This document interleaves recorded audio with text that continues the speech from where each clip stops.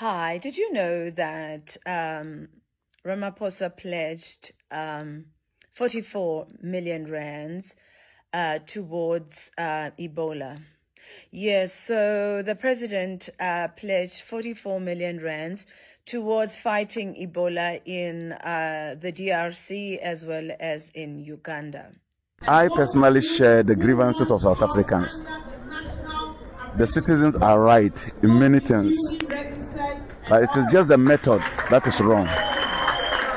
They are right in the sense that I am a Ghanaian. I will not allow a foreigner to enter here, take our women and turn them into sex tools.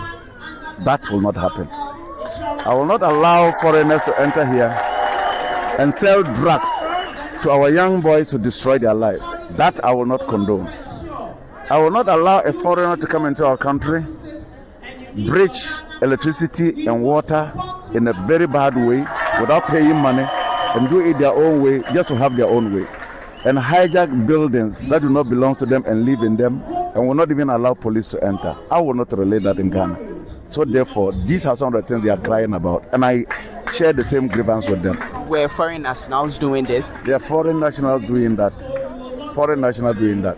There are people who are killing people, and because they do not have proper documentation, you can't trace them. And most of the times, even if the citizen wants to do that, they connive with the foreigners to do it, because if a foreigner does it, you can be traced. So these are legitimate concerns that they've raised, which I, as a minister of God, I will not sit down and say, oh, because it's against foreigners, let me just, wash it down. So they have legitimate concerns. And they believe that the government is not supporting them. Government is inactive, police are inactive, or police take bribe and therefore condone with the foreigners. That is why they are doing that on their own now. But the method is wrong. It is wrong because no matter what, government must still come in to do it the right way. Because now they are attacking both legal and illegal, which is the wrong method. And that is why it has become so serious that many people are complaining. And sometimes they even perform some of that, they do certain things in front of the police, and the police will not take any action. I'm sorry to say this. These are the many reasons why many people are complaining. But nobody supports that a foreigner should go into somebody's country and behave anyhow. That we will not support. How long have you lived there and what were you doing? I told you, I'm a pastor. I lived there for 12 years, and that is exactly what I was doing. Nothing less, nothing more. Family? No, my family is here. I left alone and I came back. First of all, let's talk about the fact that South Africans have legitimate concern when it comes to this issue that is happening in their country. And also the fact that, you heard it, that people will go and hijack a building and the police cannot enter. It did happen in Ghana. There was a Nigerian who was committing crimes in one of the rooms, and then the Ghana police tried to enter and they were fighting Ghana police. So look at the kind of people some of you are defending. You go to a country, can you go to America and fight the police like this? They won't allow you. You understand? But in Africa, somebody is doing something like this and we are all supporting this nonsense. We are telling them that it's okay for them to go to people's country and commit crimes, and it's okay for them to go to people's country and stop the police from doing their jobs. In Ghana, they do the same thing. This Igbo man who was Chukudi, he came in and he was doing immigration. He was preventing immigration from entering people's from entering people's houses. When some of them, they go to their houses, the immigration will not be able to enter because they will use the dog to fight immigration. You want me to support these people? See, so the attitude, the way these people started, it deserves what they are getting. You see, in Ghana they say kukuru kukuru ni jaya kekre kekre subejai. This is the thing. While they started, it's what they are getting. Whatever they put in is the results they are getting. Where is that Igbo king? How do you go and create a kingdom in somebody's country? Now look at the results. Now look at you. So they had legitimate concerns. But listen to what the guy, even he went to do in South Africa. Pastor. Can you imagine? He didn't have a factory. He didn't have a legitimate business. So is this the business that Okuyeto is going to fight a legal action to take compensation for? Eh? Let's be fair. Let's be fair as people, as Africans. What you people did in South Africa is wrong. We need to address how some of you went to behave in South Africa before we come and talk about what is happening, what is their country is going through. Before we go and say anything else. You were wrong in the first place. You guys need to do better. But you Nigerians, be very careful. Now you have started in Ghana. You're absolutely right. Ghetto fatigue is actually fucking real to the point they banned the fuck out of Nigeria in several different countries because your ass can't go the fuck back home. High overstay rate, asylum fraud concerns. We're not surprised by the scamming, right? Human trafficking risk, you're selling ass in other countries, fake documents, fake visa scams, fear of economic migration. You're getting jobs, but you're not taking your ass back home. You're banned in the UAE because you're selling ass, or you're scamming, or you're stealing. I can't remember, right? USA reducing y'all goddamn visas, and they're wanting to put y'all on the travel ban list because your ass can't go the fuck back home. The UK is denying y'all visas. Ethiopia, Turkey banning y'all on arrival. Saudi Arabia, Malaysia being super strict because the young men over there fucking up their countries. Financial restrictions. You're banned because of money laundering concern. Your connections to the Yahoo boys, unlocked fraud. Blacklisted from the Financial Action Task Force over terror financing risk. International banks like HSBC, Barclays, and other often refuse transactions from Nigerian accounts or block card usage abroad. Y'all so motherfucking ghetto, you can't go to other countries. You can't open a bank account. They won't accept non-transaction from your ghetto ass country. PayPal, Stripe, and Wise, and other fintech place full or partial bans on Nigerian accounts or using accounts you can't even get money from over here. That's why they be sending buckets. Motherfuckers you can't even send money over here. You can't even use certain accounts because y'all scam so goddamn much. You can't even go to certain countries because you scamming and selling ass. On today's series of traveling with a Nigerian passport. So I'm in Kuala Lumpur now. I'm supposed to go to Tawau. They told me that I cannot board. Why? Because as a Nigerian, I need a separate approval from this state now. And I checked all the requirements for this particular approval. It looks like you're applying for is a visa entirely because you need to submit the same document you submitted for visa application. It's just exhausting. And when I asked, I said, is this for all nationalities? Is this the process for everybody? They said, no, it is just for Nigerians and people from Bangladesh. Just those two countries out of all the countries in the world. Thank you so much, Nigeria. This is my Nigerian passport.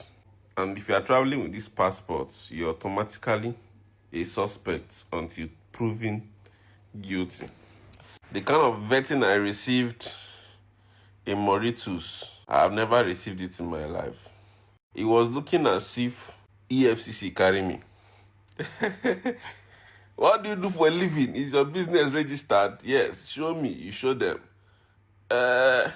It says that you've only been to Cape Town.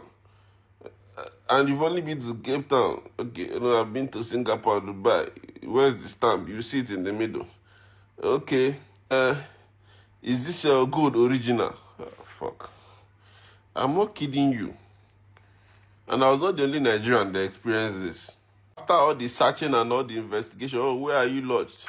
They still took us into one room. And then asked us, did you swallow anything? Say, swallow what? No. I said, okay, stand there. They go scan you. They go scan your body. Funny enough, other people were passing, like other people from other countries were passing. Hey, see, if you have this, go and get this. At least make you first cover the shame briefly, because it's sad. It's sad. Nigerians, you guys need to do better. We need to do the bad image is too much. Even the woman I met here was telling me that they sent some people back. I kid you not. They sent some people back. God bless one of the greatest countries in Africa. South Africa. God bless South Africa. Yes, What is South Africans' crime? South Africans' crime is telling Africans to hold their leaders accountable. To hold their leaders accountable to fix their country. That is the only crime South Africans have committed on this continent called Africa. That is the only crime. This tells you that we Africans, we lack accountability. We lack accountability.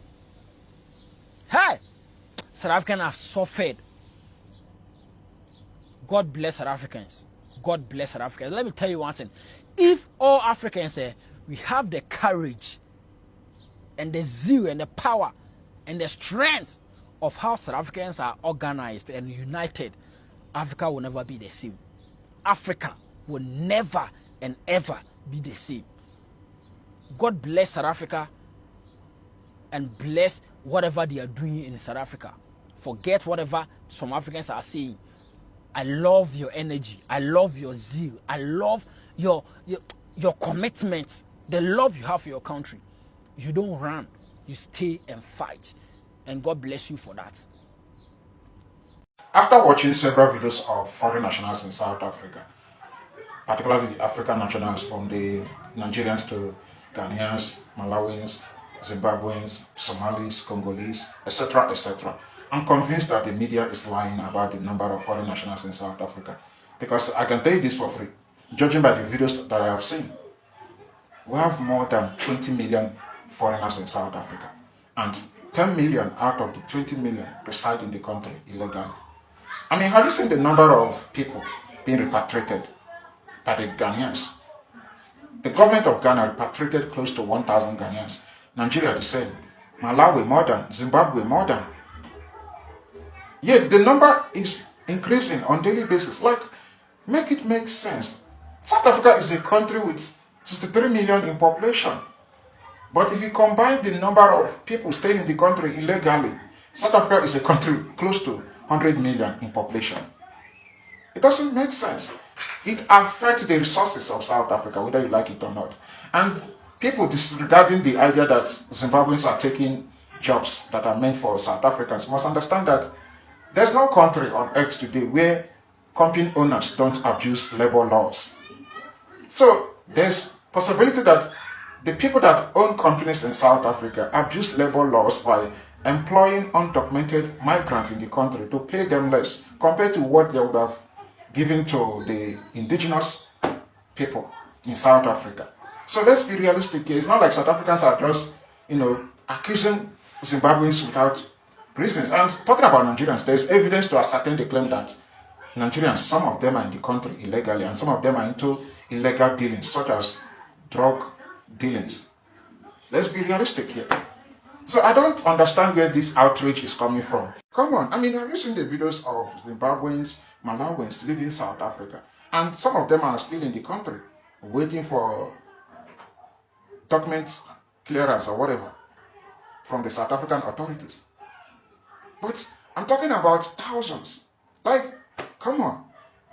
Trust me, it is within the sovereign right of South Africans and their constitutional right to get rid of illegal foreigners in the country. And by the way, looking at the foreign nationals in South Africa, the ones that are being repatriated and asked to leave the country, they don't look like people that are there to contribute. They look like people that are there to take from the system in South Africa. So they are just there to enjoy the benefit of advanced society, the benefit of good governance. So I don't get it. I mean, no disrespect. But again, let's call a spade a spade. South Africans have not violated any regional relation or continental relation by demanding that every nationality in South Africa illegally must leave the country. And mind you, it's not just about African nationals that are black. South Africans are targeting the Indians, the Pakistanis, Bangladesh, like the Chinese. Different nationalities are targeted. The demand is very simple. Before June 30, South Africans are saying that they don't want any foreign national in the country illegally. Okay? So again, the media is literally, deliberately amplifying this narrative that South Africans are xenophobia.